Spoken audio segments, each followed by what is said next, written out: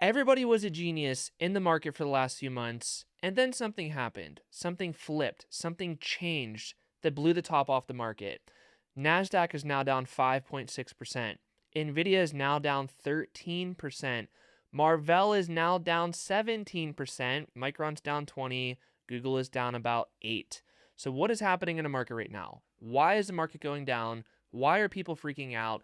Is this finally the collapse of the big bad AI bubble?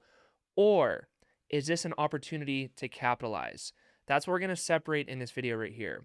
Because some of the stocks, they're justified to go down. Some of them were bubbles, and some of them are so on sale right now. There's so much opportunity in them that if you allocate when people are fearful, if you do options in a way that makes sense when people are fearful, you could capitalize and you could truly build a lot of wealth going forward. Look, I get it. Every single YouTuber out there talks about this generational buying opportunity. But right now, what we're seeing is truly something generational that if you understand this video and you capitalize just right, you could set yourself up for a very, very strong future.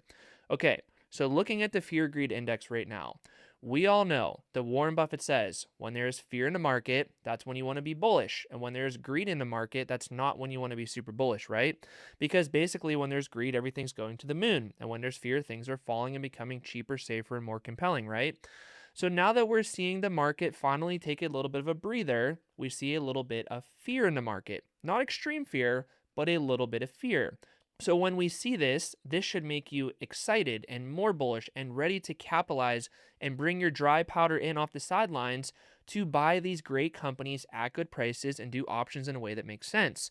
If you go look at social media like X and YouTube and Instagram and TikTok, it's like the world is melting down. But again, if you go back and look at the charts, it's like I don't know what many people are talking about because when you see the NASDAQ make a move like this off of the Iran lows, literally going up from bottom to top 33%, you can't be surprised, guys, when you see a little bit of volatility, a little bit of a pullback. Like Marvell, I mean, who would have thought that this rally would have just continued and continued and continued? A lot of people on YouTube were saying that, but I'm realistic. I know that the valuation is too hot and it's justified to come back a little bit. So when we see the fear greed index now in the category of fear, it should make you more bullish. You're getting the same companies as they were a few days ago, but now they're just a little bit cheaper. And if we look at the timeline of this fear greed index, obviously when the market was going to the moon, going to Pluto, whatever planet you want to call it, people were greedy. They were buying it up like hotcakes. There was no risk management happening there. And when the market was down here, when it was on the Iran lows, people were fearful. They were freaking out and they were panicking. But what ended up being the opportunistic time to capitalize on the stock market? Down here when there was fear. So now that we just crossed into the fear category, there is things that we have to start looking at because there is some sales that are popping up out there and there's a lot of things that we could capitalize on with stock options, right? So looking at the 125-day moving average, it's very, very simple. We don't have to complicate this.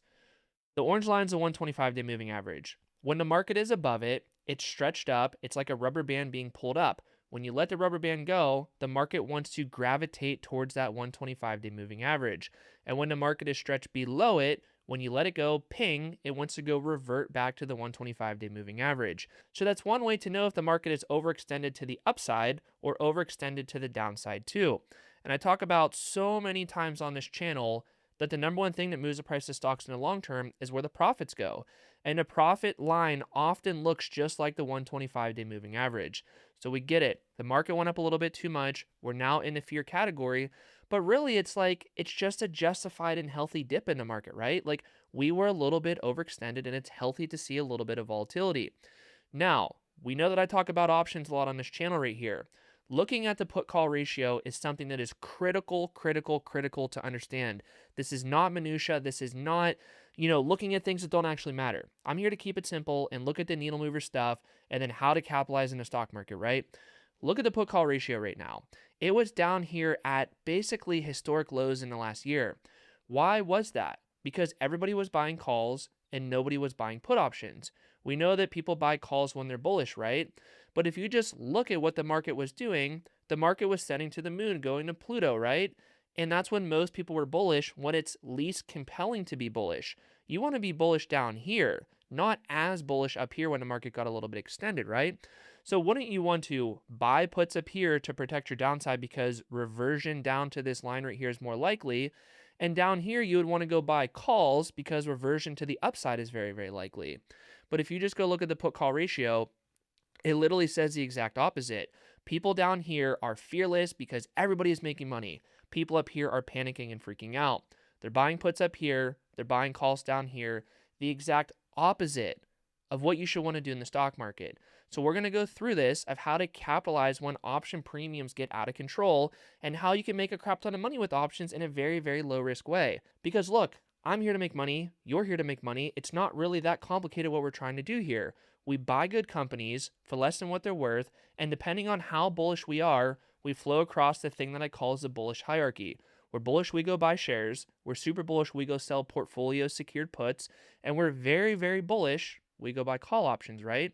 But we can't be extremely over the top bullish when the market is like up here, right? It's just not compelling enough to do that, because if the S&P 500 falls, which it's more likely to fall up here than down here, you just don't want to be as bullish up here. So even if we find a very compelling setup like an Nvidia or something like that, you still have to be aware of where the overall market is at. And that's what this chart right here actually is. And I know it might look like a mouthful, a handful, whatever you want to call it, but it's really not too complicated. So take a look at this right here. This goes all the way back to 2008, and it shows different indices for what price earnings ratio level they were trading at. What I want you to understand is times when the market price earnings ratio level is a little bit to the high side, that is usually when the future returns in the market don't look too good. Look at the Mag 7 up here. Look at when their price earnings ratio level was basically at an all-time high, basically up here at 35. The future returns didn't look that good because, hey, we had a legitimate bear market in 2022. Valuations just simply got a little bit out of control. Look at when it spiked back up again. We see the blue line. That is a correction. That is a 10% market drop or more, which right here was 10.3%. Right here was 25%. You notice that the higher the price earnings ratio level gets, the more likely the market is to not do good going forward. So now looking at the market, we have the forward price earnings ratio level for the S&P 500 at a level of 20, which is good. That is what you want to see. That is a line all the way down here, the blue line here. We see that it's nowhere near at all-time highs and definitely corrected and pulled back quite a bit at a time that profit growth is really, really strong. So it kind of justifies this slightly higher level right here. So in English, we want to be bullish when other people are fearful. We want to be bearish when other people are greedy. Now that the market pulled back a little bit, now that price earnings ratio levels are a little bit cheaper, now that we are now in the fear category on the fear greed index, this is a time to be more bullish. This is a time to go sell more put options, a time to go buy more call options, a time to go buy companies that are on sale right now, simply because valuations are cheaper, they're safer, and they're more compelling. So what we could do right now is go set up a few trades of things that can legitimately make you a lot of money if you're patient with it, if you keep your ratios in check, and if you just understand that the market's going to be volatile going forward. Let's take a look at something like Nvidia here. So by the way, I have level 3 options right here. I have $218 cash in my account. Buying power is millions of dollars, so all my ratios are well within check. If the market crashes, I'm going to be just fine for the portfolio secured put. But I think that Nvidia is very, very compelling right now. If we go look at the chart, we could see that Nvidia is definitely pulling back from the all-time highs at a time that the earnings per share is going vertical, going up and to the right. Like this right here literally looks like the earnings per share growth line on Nvidia right now. We know that we are buying Nvidia below the earnings per share growth line, so it's compelling to allocate. So when the share price is falling, people are panicking, people want to go buy puts, people don't want to buy calls. So right here, I'm okay to buy calls because we're getting them on sale, and I'm okay to sell puts right here because everybody wants to go buy puts when the market's falling, getting cheaper, safer, more compelling. It's like, it's totally counterintuitive what people do in the stock market. So we could sell puts for top dollar. We could buy calls for bottom dollar. Let's go take a look at Charles Schwab and let's set up a trade right here. Let's talk about selling a put right now on Nvidia. And if we look at the stock sheet too, you can see that Nvidia is definitely on the top spot right here. It's about 25% undervalued. Valuation gets an 18 out of 20. Growth gets an 18 out of 20. Moat gets an 18 out of 20. Execution risk 8 out of 10. And the economy overall is okay. So the backdrop of everything looks good with the economy. Yes, there's always going to be a few things to worry about, but on balance, it looks pretty good. And Nvidia is below intrinsic value with good earnings per share growth. So take a look at this right here. Nvidia, what are we going to do? We're going to go sell a put. So we're going to go sell it to open right here. Sell to open a put. Let's go sell 5 contracts right here. Now for expiration date, what are we going to do? Am I going to go 1 month out or 2 months out or even 3 months out? No, of course not. Because I have no idea, and neither do you. Whether you think you do or not, you don't know. Nobody knows what stocks are going to do in the short term. I don't know. Warren Buffett doesn't know. Nobody knows.